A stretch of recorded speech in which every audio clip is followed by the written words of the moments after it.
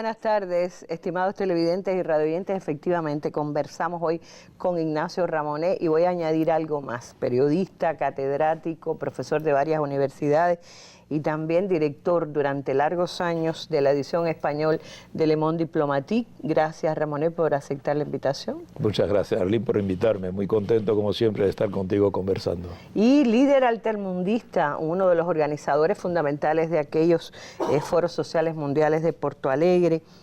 Un hombre que nunca ha dejado de estar en el centro de los acontecimientos con sus análisis, por eso lo invitamos siempre. ¿Qué tal si empezamos por lo que viene? El próximo paso en América Latina, la segunda vuelta de las elecciones en Ecuador. Hoy Telesur transmitía una nota de su corresponsal allá hablando de la guerra sucia contra Lenín Moreno. Vamos a ver el reporte y volvemos para conversar. Excelente. Se intensifica y la estrategia desleal y sucia encuentra su lugar en las redes sociales, tal como ocurrió en la primera etapa electoral. Colectivos ciudadanos que apoyan al candidato Lenín Moreno hacen un llamado. Las redes sociales se han convertido en un espacio de chisme, pero también de la calumnia, de la ofensa. Eso es complicado. Y obviamente los líderes lo que tienen que hacer es contribuir a limpiar este tipo de circunstancias. A poco más de una semana de llevarse a cabo los comicios, el presidente Rafael Correa anticipa lo que puede ocurrir en los próximos días en contra del candidato oficial. Según este analista, la caída estrepitosa de Guillermo Lasso en las últimas encuestas es producto de una estrategia equivocada. Él ha logrado agrupar a gente más bien anticorreísta más que a favor de Lasso. Hay una evidente falta de carisma, de propuestas renovadoras en este candidato. Por lo tanto, es una candidatura que se derrumba. Mientras tanto, las adhesiones a Moreno incrementan. Militantes de otros partidos políticos y sectores indígenas develan su apoyo. No es posible pensar en un gobierno de la derecha. Y lamento mucho de las muchas organizaciones indígenas, muchos líderes, dirigentes indígenas, hoy están apoyando al gobierno de la derecha y desde esa esfera intentan justificar lo injustificable. Muchos hemos preguntado en Chimborazo, ¿qué diría si estaría vivo Leonidas Proaño? Tan solo ver a un indígena apoyando a la derecha. Los últimos muestreos de las 5 encuestadoras más importantes ubican al binomio de Alianza País como favorito para el balotaje del 2 de abril. Bueno, también era el favorito y uno creía que iba a remontar el 40%, no fue así.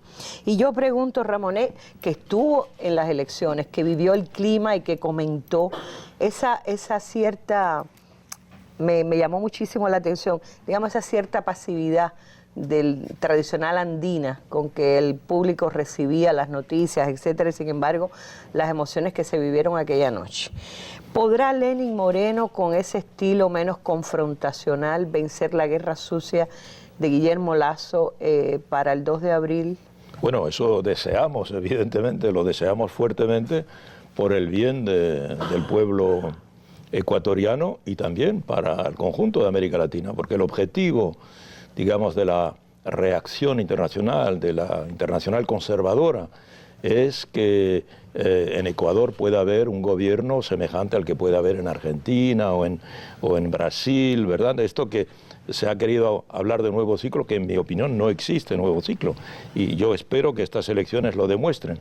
Efectivamente, yo estaba allí en las elecciones del 19 de febrero, estaba como observador internacional, y no cabe duda de que algo ha ocurrido en Ecuador, a pesar del balance tan formidablemente positivo que tiene el gobierno de Correa. El cambio es cualquier observador objetivo solo puede constatar los progresos en todos los aspectos que ha hecho el Ecuador como sociedad y como Estado, ¿verdad? Como infraestructuras y como sociedad a nivel educacional, de salud, etcétera.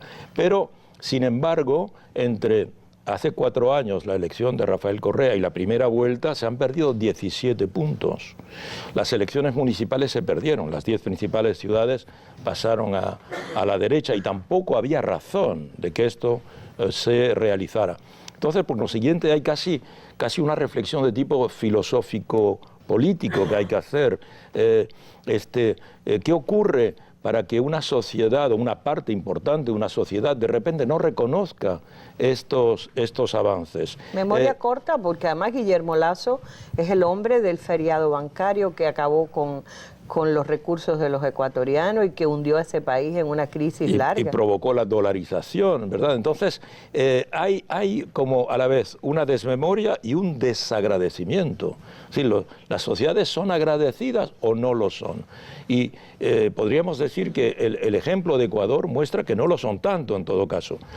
Podemos esperar que Lenin, con un estilo muy diferente, el estilo de Rafael Correa lo conocemos, es un orador fuera de serie, entusiasma a las multitudes, tiene una serie de citas que son referencias a clásicos de la izquierda internacional y latinoamericana. Y es un acusador formidable. Formidable, ¿verdad? Y además tiene su retórica particular.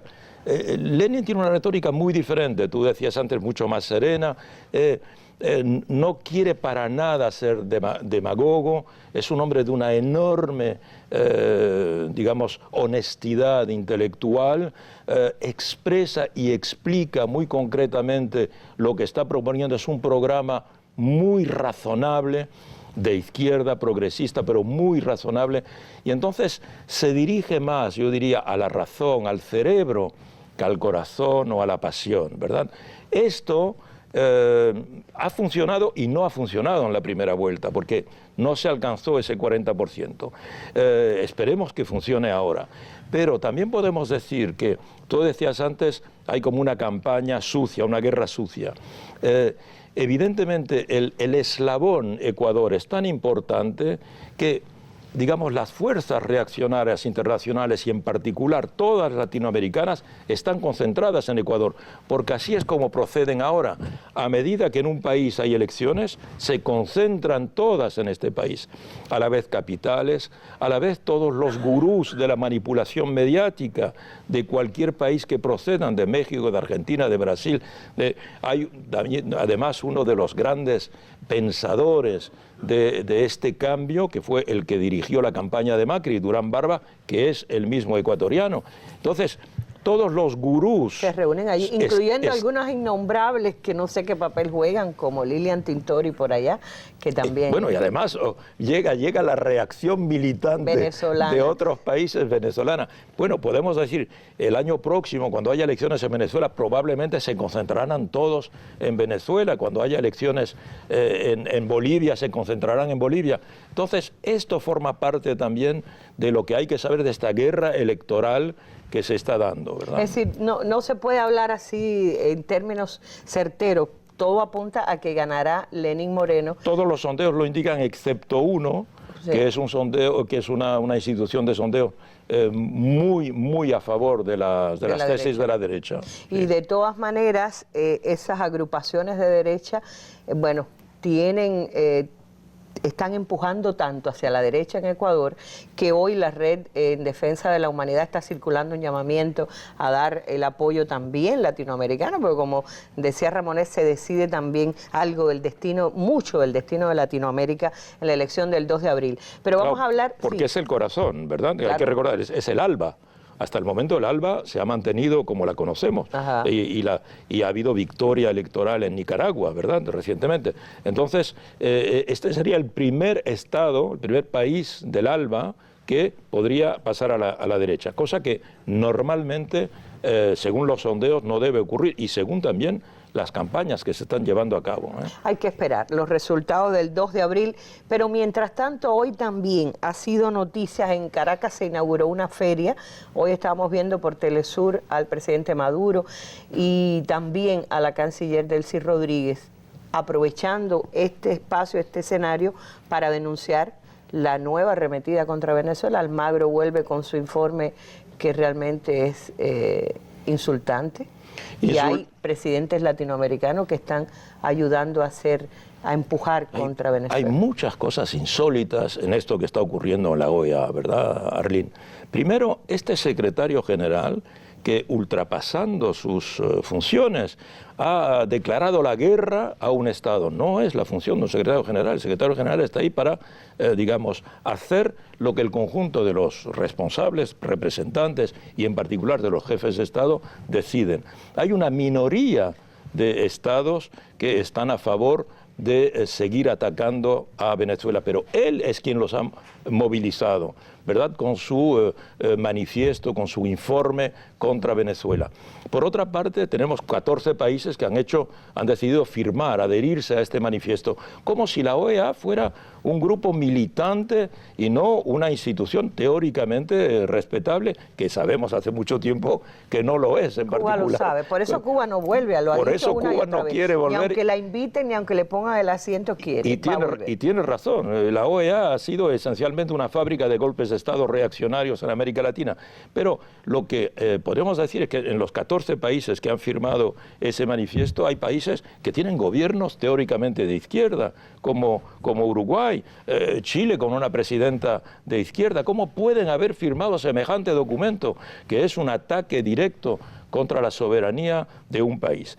Por otra parte, y ahí yo creo que la declaración de la canciller, de Delcy Rodríguez, que lleva una batalla magistral y heroica desde hace tiempo contra el secretario general de la OEA y contra el desvío de la OEA, porque ahí se está desviando esta organización. Pero por otra parte, como tú decías, esto ocurre en el momento en que el presidente Nicolás Maduro lanza esta exposición extraordinaria de Venezuela potencia. ¿Qué está significando el presidente Maduro de esta manera? Bueno, pues sencillamente que Venezuela no es solo un mono exportador de hidrocarburos, sino que es un exportador de muchos sectores, que puede producir en muchos sectores, lo que el presidente llamó los 15 motores. Y que funcionaron los 15 motores. Hay que recordar que yo creo que en todo caso Ignacio Ramonet fue casi en solitario la voz que destacó las 10 victorias que se había anotado Maduro en el año más largo y difícil, que fue el pasado año. Claro. Y estaban los 15 motores que evidentemente se están mostrando hoy en la feria. La gran crisis, la guerra económica, no vamos a llamarla. La guerra económica, la guerra remontada. económica. Pero quiere decir, también anotabas que una de sus victorias en el plano geopolítico había sido vencer la estratagema de Almagro y de la OEA. Quiere decir que no ha sido suficientemente vencida. Bueno, porque evidentemente ¿a quién obedece Almagro? Sabemos a quién obedece Almagro. Almagro tiene un dueño, tiene un amo, ¿verdad? Pero no es una victoria. Conseguir que 14 países firmen un manifiesto no es una victoria. En la OEA hay algo así como 34 países. Para tomar una decisión como la de la Carta Democrática se necesitan los 2/3. Estamos muy lejos, con 14 estados, a tener. Yo creo que la victoria sigue siendo la victoria del presidente Maduro. Yo no creo que Almagro consiga reunir los 2/3 contra Venezuela. Venezuela tiene enemigos, pero tiene muchos amigos, y entre ellos está Cuba, que es un amigo que también tiene muchos amigos, y es muy importante para América Latina. Cuba que no tiene asiento en la OEA por algo. No, claro, pero tiene amigos que están allí. Pero, exacto, ya no es la Latinoamérica que dejó sola a Cuba, que abandonó a Cuba. Claro. Lo que también insulta un poquito es cuántos de esos 14 países tienen graves problemas en sus naciones, y voy a hablar, acaban de asesinar a una colega corresponsal de la jornada en México, Guatemala con el asesinato de las niñas, Perú con sus problemas. Además, el presidente Maduro ha enviado, hoy salían los aviones con una ayuda masiva que podría ser necesaria para otros países, y se la ha enviado a Perú en gesto de solidaridad latinoamericana, en un gesto bolivariano. Ahí también vemos la estatura que el presidente Nicolás Maduro ha alcanzado a lo largo de este año, que todo el mundo hablaba de las dificultades. Y que apostaba que se caía. Pero que yo digo que es un año de victorias, ¿verdad? De dificultades, bueno, de pues victorias. se ha cumplido absolutamente cuando en solitario decía Ignacio Ramonet, publicó en varios medios latinoamericanos, por supuesto de izquierda, las 10 victorias del presidente Maduro están probándose que tienen fuerza y que son contundentes. Vamos a hacer una pausa y vamos a cambiar de tema porque mañana se está celebrando el 60 aniversario, algunos dicen de la Unión Europea, realmente de la Comunidad Europea, pero ahí empezó a nacer un sueño de unidad que parece que se resquebraja. Todo el mundo está un poquito asustado con eso, está el Brexit que viene, todo eso. Vamos a hacer una pausa y vamos a conversar de ese otro tema que está hoy en las portadas de casi todos los medios del mundo. Este 25 de marzo, en La Mesa Redonda, retransmisión del documental Cuando pienso en el Che. A mí incluso me costaba trabajo aceptar la idea de la muerte del Che. Muchas veces he soñado, yo a veces le he contado a la gente las cosas que uno sueña. Y he soñado que estoy hablando con él, que está vivo.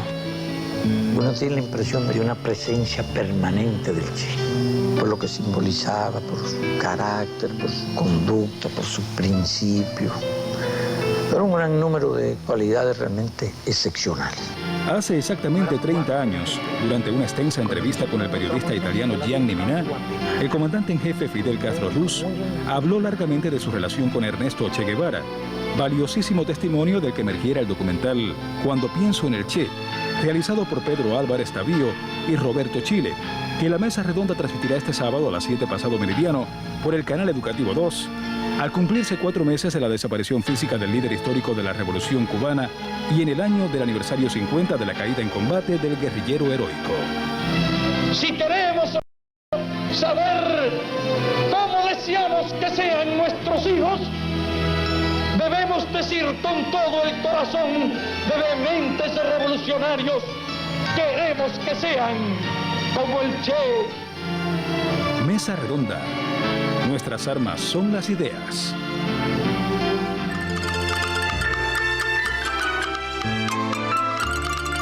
Los mandatarios de la Unión Europea llegan a Italia para participar en el aniversario número 60 de la firma del tratado fundacional de esa organización. En medio de un fuerte despliegue policial, representantes de los actuales miembros del bloque comunitario se van a reunir en la ciudad de Roma, van a discutir allí sobre el futuro de esta organización tras la salida del Reino Unido, del Brexit. Se espera que los mandatarios firmen una declaración conjunta sobre la visión del organismo frente a temas como la inmigración, el terrorismo, el rol de la Unión Europea en el mundo, la actividad económica, una Europa a varias velocidades, algo que también pues ha tenido mucha polémica, incluso desde países como Grecia, que ha criticado fuertemente que pudiese estar en contra de este aspecto al firmarse una resolución final el día de hoy. Bueno, estábamos viendo por Telesur también este reporte sobre la reunión en Roma. Con razón blindada Roma, porque bueno, también después de lo que ocurrió en el Reino Unido, exacto, en Londres en particular, sí. Y recordando también un año de lo de Bruselas, en fin.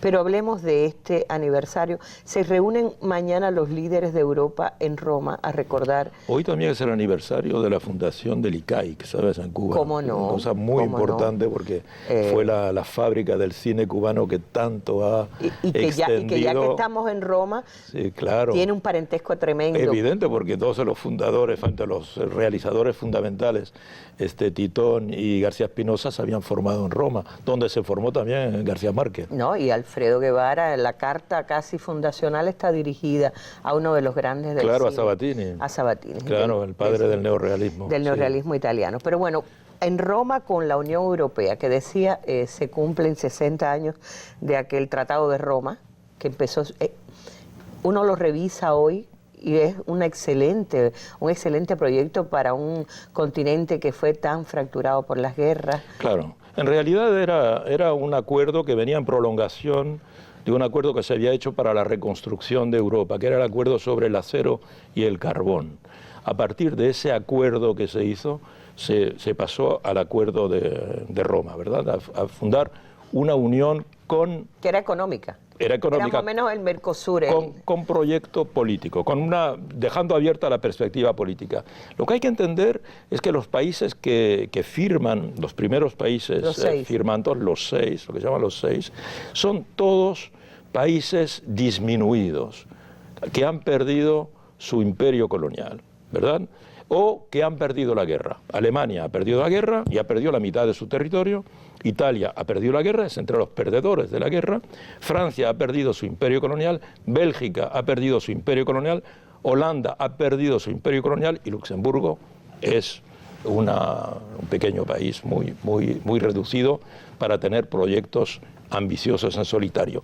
Entonces, se trata de la unión de países que se encuentran amputados de lo que fueron, el inmenso poder que habían tenido. Francia aún no había perdido todo su imperio colonial en 1957, pero la guerra de Argelia estaba bien iniciada y 4 o 5 años después ya va a perder Argelia, que no era una colonia, que era un departamento de Francia. Entonces, esto es una de las explicaciones. Es decir, son países disminuidos que se unen para ser más fuertes, porque ya saben, en 1957, que solos no pueden, frente a mastodontes como Estados Unidos, la Unión Soviética, lo que va a ser Chile, que ya se vislumbra, ¿verdad?, etcétera.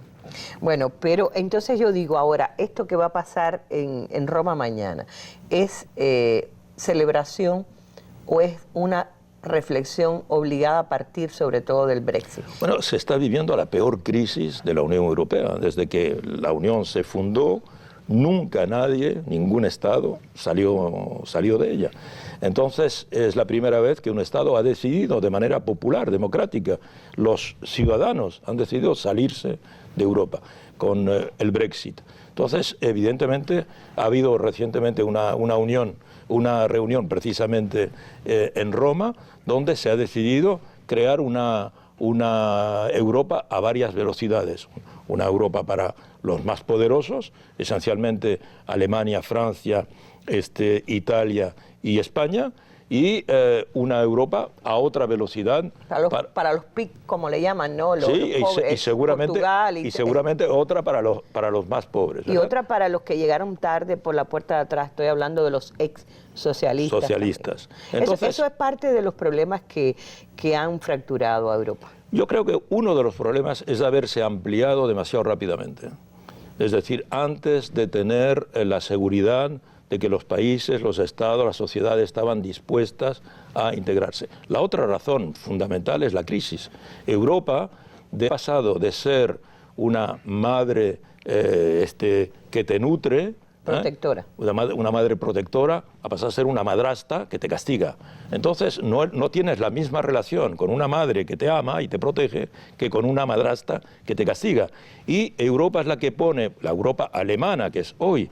¿Por qué se van los británicos? Porque Europa es alemana, en fin, la dirigen los alemanes.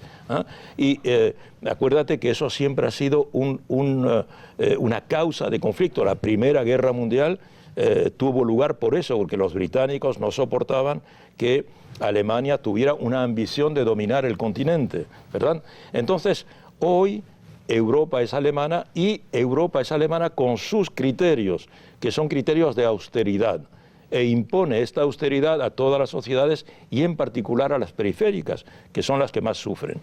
Entonces ya no hay tanto agradecimiento con respecto a Europa. Y la primera manifestación es esto.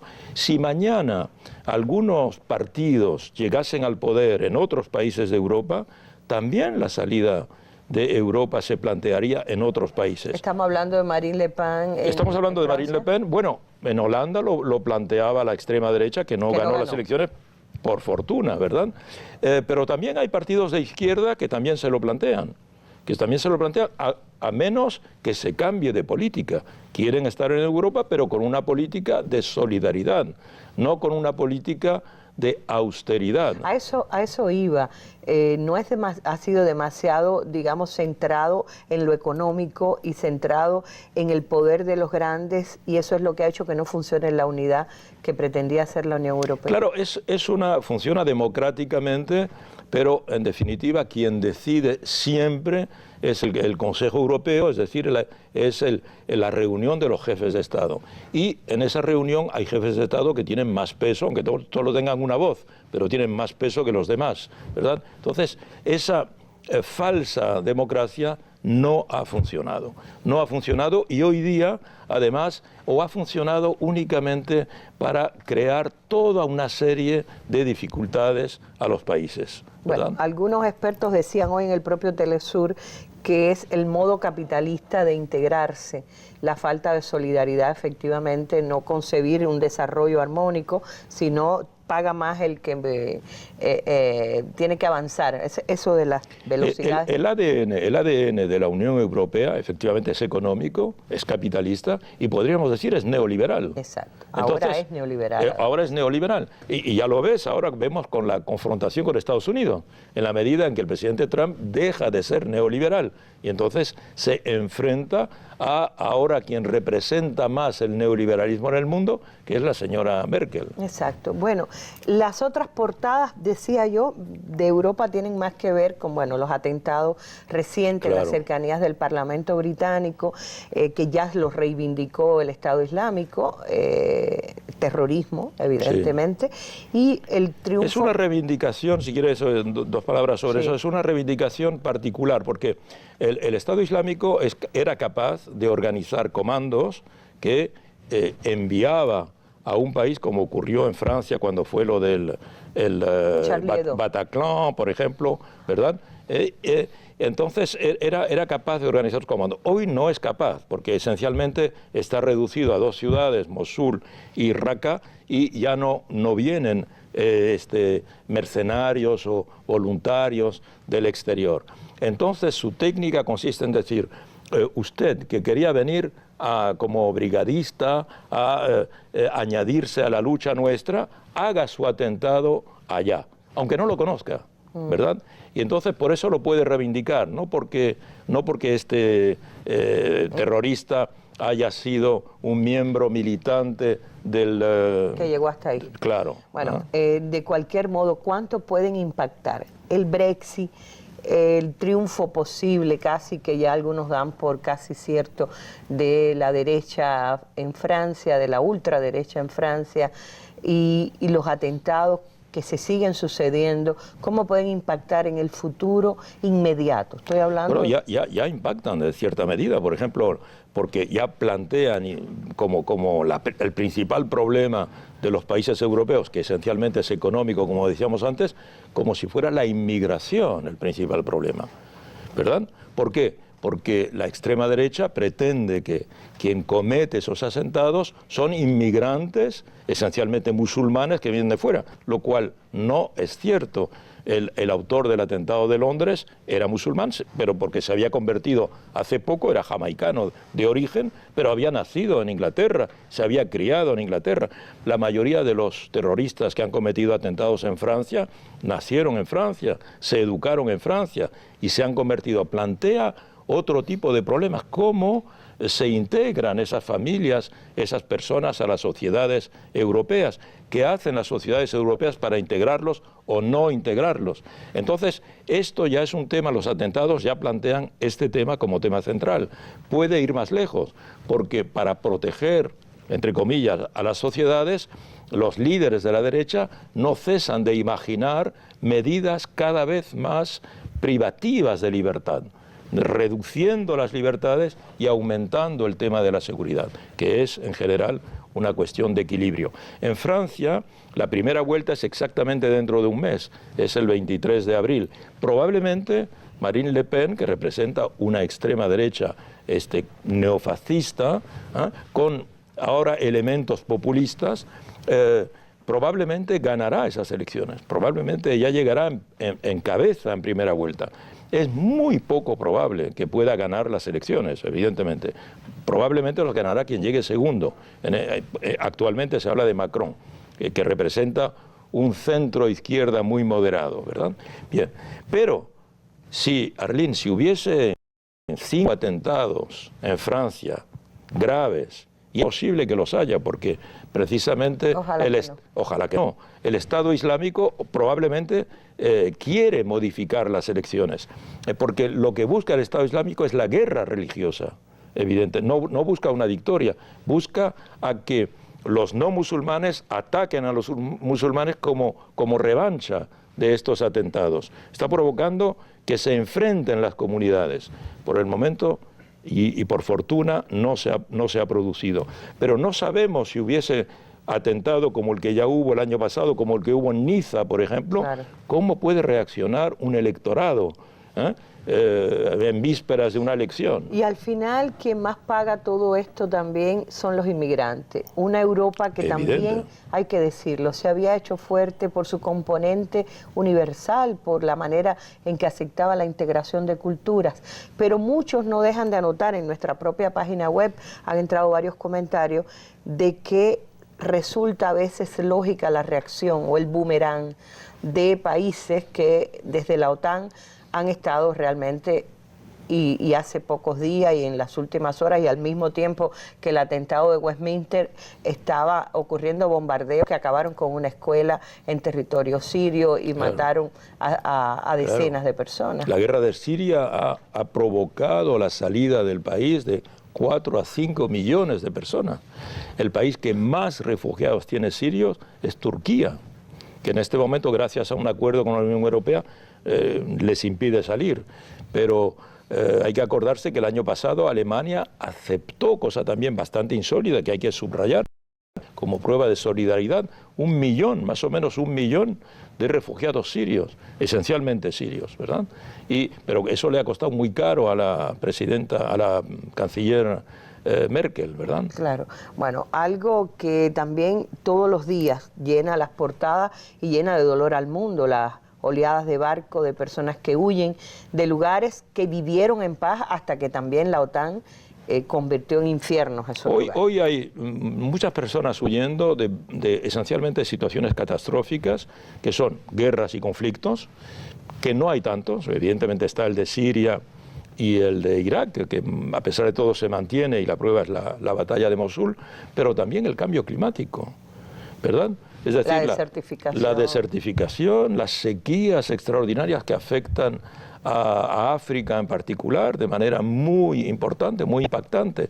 Entonces, por eso la batalla a la vez es una batalla de solidaridad con los países del sur, una batalla diplomática para terminar con el conflicto de Siria y una batalla, ¿verdad?, en el espíritu de la Conferencia de París, de la COP21, de ir hacia la reducción de la emisión de gases de efecto invernadero, ¿verdad? Batallas todas que uno ve que vuelven a repetirse año por año y que no llegan a resultados. Ahora, Fidel durante muchos años predicó veía venir el cambio climático, la amenaza que el cambio climático produciría en un momento. Ahora hay guerras por el agua, lo que se llaman guerras hídricas, ¿verdad? Porque el agua dulce se agota. Y los suelos, bueno, aquí se acaba de discutir en Cuba y el representante de la FAO ha hecho una exposición brillante. Exacto, que da también explica en cierto grado cómo no sabemos manejar las aguas. Tenemos que aprender todo. Vamos a hacer otra pausa, Ramonet, para entrar en otros temas. Otro tema que todos los días tiene un titular. Hablamos de la era Trump. Y cuánto podría modificar los acontecimientos, esos graves conflictos que no acaban de resolverse y todos esos diálogos que se debe a la comunidad internacional.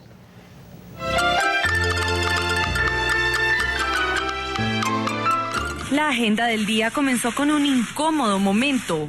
Antes de la reunión, ambos líderes estaban sentados en la oficina oval cuando los periodistas empezaron a pedir un apretón de manos. Según los presentes, Merkel le preguntó a Trump si quería darle la mano, lo que el presidente aparentemente ignoró por completo.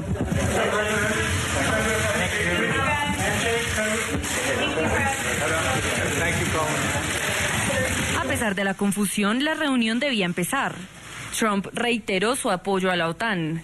Sin embargo, afirmó que es necesario que el resto de los países que integran la organización aumenten sus aportes económicos. Le reiteré a la canciller Merkel mi apoyo a la OTAN, así como también la necesidad de que los aliados de la OTAN paguen su parte justa por los costos de defensa. El mandatario aseguró que no es aislacionista con respecto al comercio exterior, sino que es un comerciante justo. No soy un aislacionista. Creo en el comercio libre, pero también en el comercio justo, y nuestro comercio libre ha llevado a muchas cosas malas. Frente al tema de la inmigración, ambos líderes mantienen puntos de vista muy diferentes. Sin embargo, Merkel defendió su política de brindar ayudas y posibilidades de una nueva vida a los refugiados. La inmigración es un privilegio, no un derecho. Y la seguridad de nuestros ciudadanos siempre debe ir primero. Estoy convencida de que tenemos que hacer esto con los inmigrantes refugiados, proveerles las posibilidades adecuadas para que tengan la asistencia por los países de los que vienen que no son capaces de hacerlo, porque están envueltos en guerras civiles. Creo que esto es la cosa buena que debemos hacer y tendremos que hablar sobre esto. Trump destacó que ambos coinciden en la prioridad de proteger a sus connacionales ante la amenaza terrorista, por lo que van a seguir trabajando juntos para derrotar a ISIS. Bueno, más allá de las discrepancias, de las caricaturas que a veces aparecen también y de los acuerdos, ¿cuánto puede estar influyendo en la opinión de Ignacio Ramonet la llegada de Trump al poder en la evolución de conflictos tan prolongados y graves como el de Siria o en las relaciones con Rusia, con Irán, con el Medio Oriente, la causa palestina, los problemas pendientes? Como muchos analistas, Arlene, yo constato que la dificultad con Trump es entenderlo racionalmente, digamos. Si queremos tener un pensamiento cartesiano y tratar de disecar su comportamiento, sus discursos, no lo conseguimos. Porque en el mejor de los casos podremos decir que es el primer presidente surrealista, ¿verdad? En el que a veces dice cosas atinadas y a veces dice cosas evidentemente que no, con las cuales no podemos estar de acuerdo. Por ejemplo, cuando dice la migración es un privilegio. No, la migración es un drama, lo acabamos de decir.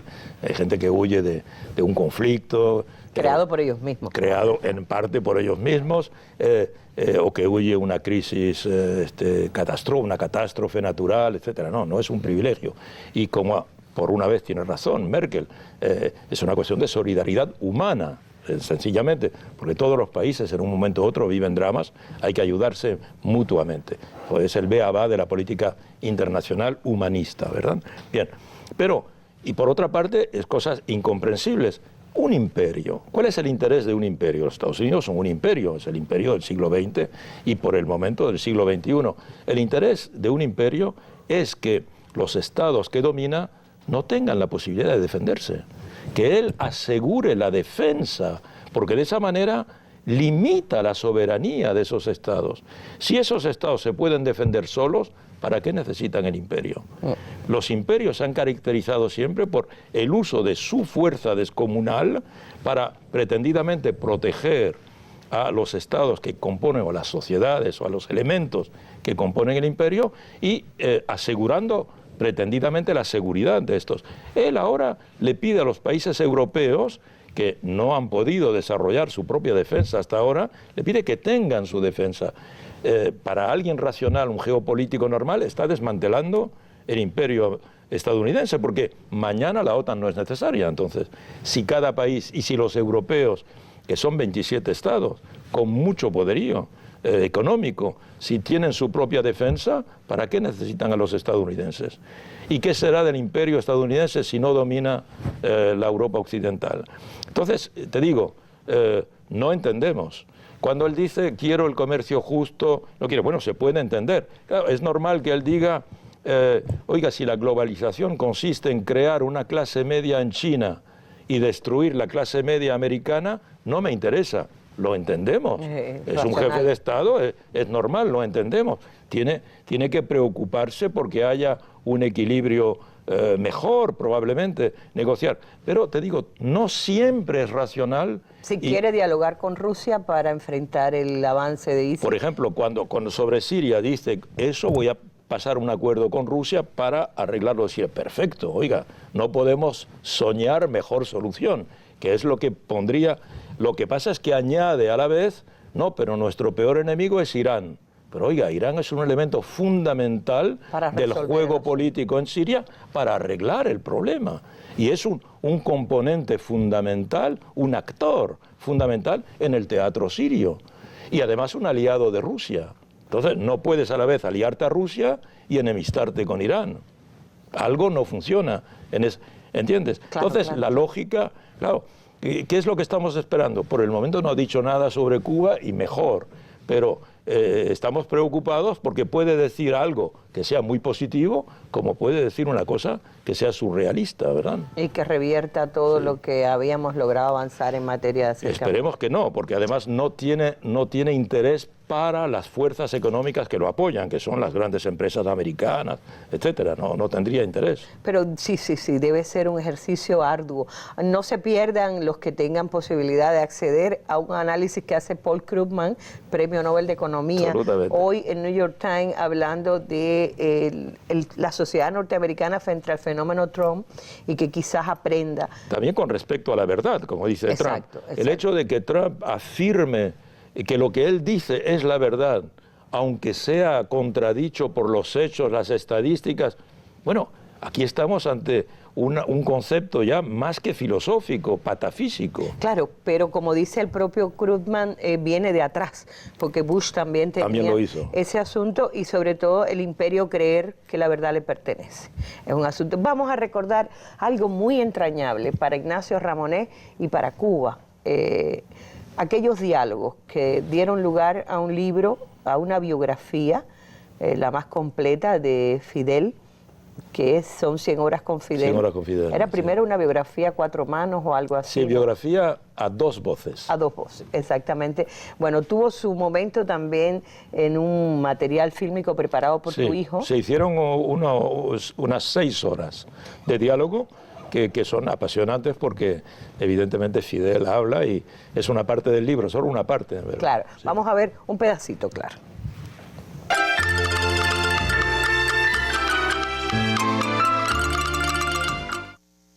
Nosotros habíamos hecho un pequeño ejército. En unos meses habíamos reclutado 1.200 hombres. ¿Y cuando decidimos atacar el Moncada? Cuando nos convencimos que nadie lo haría, ni habría lucha contra Batista. Y que un montón de grupos que habían no estaban preparados ni organizados y había mucha gente que militaba en distintos grupos. No fue la ambición. Teníamos la idea de marcharnos hacia las montañas con todas las armas ocupadas en el cuartel si no colapsaba el régimen. Porque los factores también del azar que influyeron en que un plan que fue realmente meritorio en cuanto a concepción, organización, secreto y todo falla prácticamente por un ataque.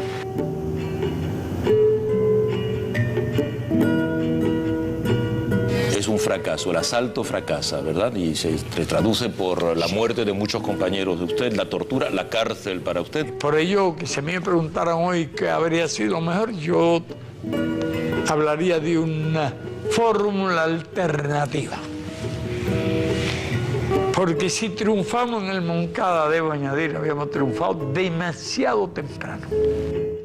Bueno, está muy bien, muy interesante, ¿ves? Porque dice, hubiéramos triunfado demasiado temprano. No estaban maduras. Y yo le pregunto, ¿y entonces usted se arrepiente de haber...? No, si tuviéramos que hacerlo, lo volvería a hacer.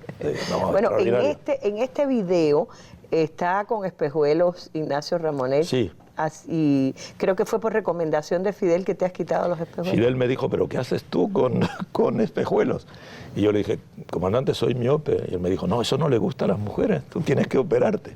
Bueno, y ahora con 10 años después he venido y me he operado y soy la prueba viviente de la Operación Milagro. De la Operación Milagro. Claro. Porque en el Pando Ferrer me he operado hace apenas una semana y de manera espectacular.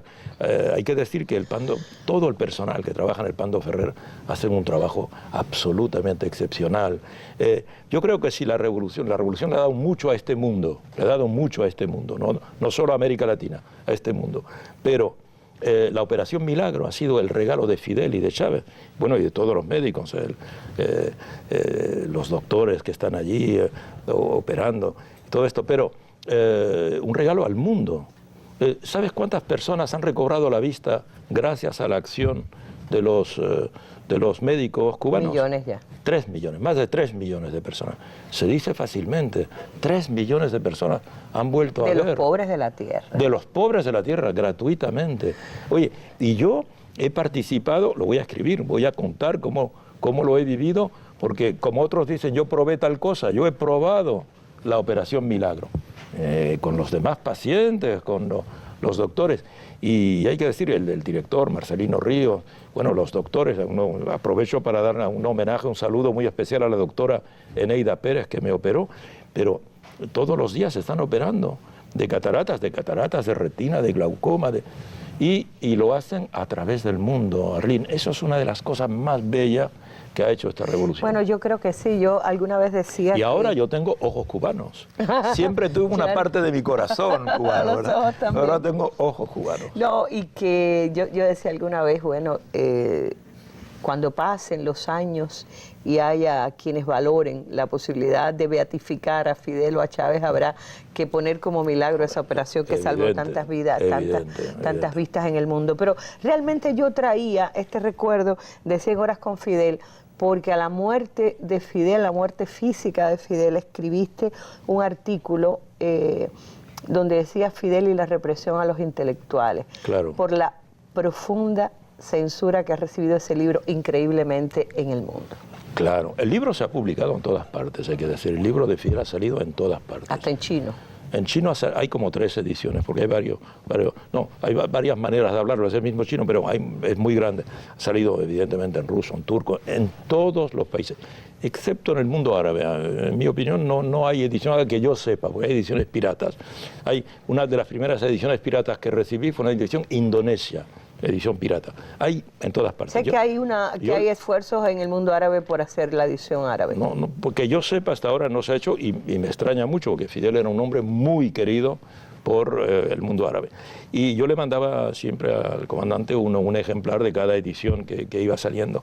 Y entonces, cuando falleció Fidel, en algunos periódicos europeos salieron algunas críticas sobre la revolución y tal. Entonces yo quise en aquel momento contar, bueno, es posible, en todos los países hay problema con los artistas, en cualquier país del mundo. Hollywood es la historia de artistas que no han podido hacer lo que querían, cada casa editorial ha tenido problemas. Pero yo conté lo que me pasó con el libro a partir del momento en que yo publiqué ese libro. Yo era editorial en un gran periódico editorialista en el país, ¿verdad? Dejaron de publicarme, en La Voz de Galicia dejaron de publicarme, en la universidad donde yo enseñaba desde hacía 35 años, pusieron en marcha un operativo para cortarme el contrato. En la radio, que era la radio cultural, donde yo hacía una emisión cada semana, Arlene, me dijeron no podemos tener aquí al colaborador que ha hecho un libro con Fidel Castro, no es posible, usted no puede estar entre los periodistas. En Le Monde querían hacerme un juicio, porque decían un periodista de Le Monde no puede hacer una entrevista con Fidel Castro. Y yo decía, pero señores, ustedes se pasan la vida atacando a Cuba y atacando a Fidel Castro, denle la palabra una vez. ¿Qué ocurre en un juicio de la justicia? ¿Se le da la palabra al acusado o no? Bueno, pues aquí la palabra la toma Fidel. Y además, como les decía, Fidel jamás, Arlene, como tú lo sabes, jamás eludió la mínima pregunta, cualquier pregunta. Jamás me pidió de qué me vas a hablar, de qué me vas a preguntar. Oye, de este tema no quiero que me hables, jamás. Si hay algún tema que no está en el libro, yo lo digo en la introducción, es culpa mía, es posible, pero yo hice el inventario de todos los problemas y están en el libro. Si ese libro ha sido apreciado, y hasta por la sociedad cubana, que para mí es un orgullo, porque Fidel habla de todo con la mayor honestidad, con la mayor transparencia, con la mayor sinceridad, ¿verdad? Y, sin embargo, por hacer ese libro, yo fui represaliado, se puede decir, represaliado, no hay otra palabra. Borrado de todas censurado. Las colaboraciones posibles. En algunos periódicos yo hoy puedo publicar los libros que quieran, ni los mencionan. Dejó de existir, ¿verdad? Incluyendo Mi Primera Vida a Chávez, Su Primera Vida. Incluyendo Mi Primera Vida a Chávez, que evidentemente, bueno, un libro como El País busca en la hemeroteca, ni siquiera lo menciona. No, y cuando uno hace una búsqueda en Internet es difícil encontrar. Claro. En YouTube es difícil encontrar. Claro. Hay videos donde esté la presentación, lo han borrado, efectivamente. De eso vamos a hablar un poquito más adelante, pero quería hacer esa pregunta. ¿Cuánto le ha costado a Ignacio Ramonet contar o defender la verdad de los procesos progresistas de América Latina? No hablemos de las cosas negativas, pero eso también me ha traído muchos amigos, Arlene. muchos amigos aquí, muchos amigos fuera. El presidente Chávez, por ejemplo, era un lector, había leído el libro de Fidel, 100 horas con Fidel, lo tenía totalmente anotado. Si hicimos el libro luego con Chávez es porque primero habíamos hecho el libro con Fidel. Ya quisiéramos un poco lo mismo, ¿verdad?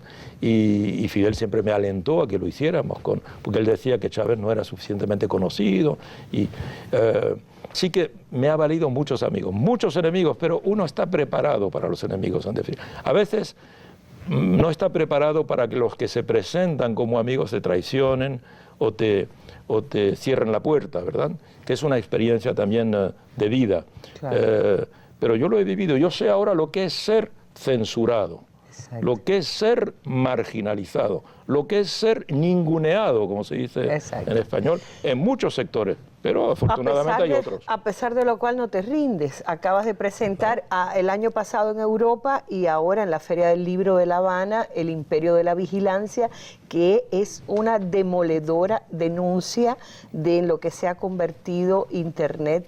Pero no solo me rindo, sino que, bueno, hoy se critica mucho a Venezuela, pero yo escribí ese artículo, Las 10 victorias del presidente Maduro, que hasta muchos venezolanos no las veían claramente. Exacto. O sea que seguimos dando la batalla. Y le hicieron la guerra a ese artículo en Internet bastante. Bastante. Pero decía, el libro, El Imperio de la Vigilancia, búsquenlo, es un pequeño libro, es casi un libro de bolsillo, pero quien quiera saber hoy cómo funciona Internet, quién manda en Internet, quiénes son los que... Y quien quiera saber también del pensamiento y de las revelaciones de Julian Assange, hay una gran entrevista con él, otra con Noam Chomsky. Por cierto, una de las cosas que queda colgada en signo de interrogación es la situación de Assange. Claro, con lo de Ecuador. Bueno, Lasso ya ha dicho que si él...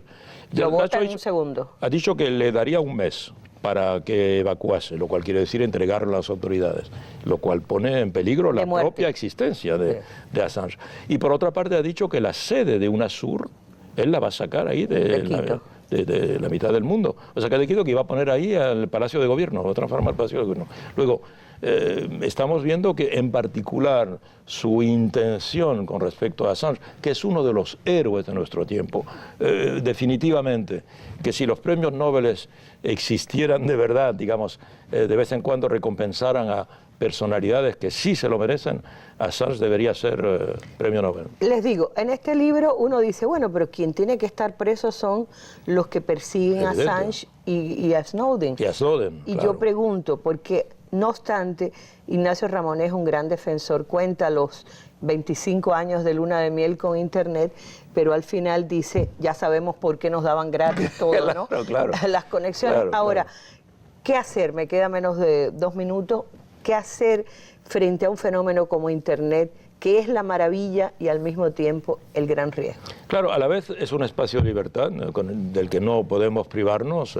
Es como no querer estar alfabetizado porque luego cuando escribes te leen tus cartas. Evidentemente que no, queremos saber leer y escribir, pero queremos que no nos vigilen y en particular que las sociedades cuyos aparatos utilizamos nos vigilen.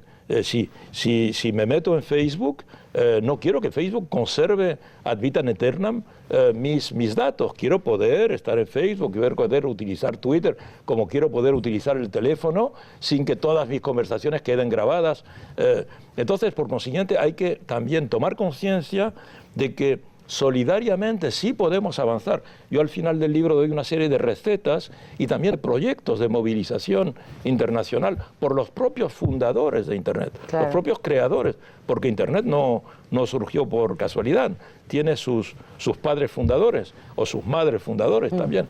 Entonces, sí, hay que ser más exigentes en la materia. Claro. También los estados deben protegerse. Exacto. Yo digo porque hay la novedad también que está en el libro, es como Ignacio advierte, que se ha pasado de la vigilancia estatal a la vigilancia de grandes transnacionales que venden como consumidores. Pero mira, Arlene, un estado, por ejemplo, la soberanía de un estado consiste esencialmente en saber quién entra y quién sale de un país y qué mercancía entra y sale de un país, o también financiera. Pero ¿desde cuándo Twitter, por ejemplo, o Facebook está en Cuba? Lo sabe el gobierno exactamente cuándo entró, o en cualquier país, desde cuándo Facebook está en Francia, cuándo entró, desde cuándo se está utilizando. Entonces, hoy día la soberanía está agujereada por esas grandes empresas. El quinto elemento. El quinto elemento.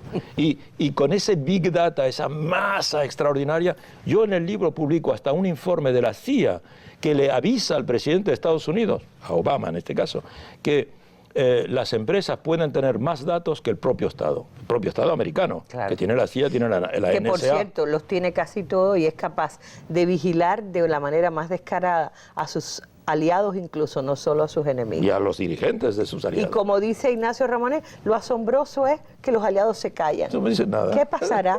Que todos le deben demasiado quizás a las transnacionales. Gracias, Ignacio. Gracias, Darlene. Gracias por venir siempre. Cada cierto tiempo es bueno hacer esos análisis porque tú vives pendiente. A tu disposición. Con espejuelos o sin ellos. No, ahora con mis ojos cubanos. Gracias de verdad por actualizarnos y ojalá que triunfe Lenín Moreno en Ecuador. Evidentemente, sería una gran satisfacción. Que Julian Assange pueda salir de su encierro. Obligado encierro y que un día se reconozca lo bueno, más que venza lo bueno sobre y espero que lo puedas recibir un día aquí a Assange, efectivamente. Claro. Gracias de nuevo. Gracias a ustedes también por su atención. Nos estamos despidiendo así de este diálogo con Ignacio Ramonet, periodista español radicado en Francia, pero sobre todo catedrático, analista, ensayista, autor de numerosos libros, entre ellos 100 horas con Fidel o Chávez, mi primera vida, dos que son fundamentales para conocer nuestro mundo, nuestra época y a los líderes contemporáneos. Hasta un nuevo encuentro. Muy buenas tardes.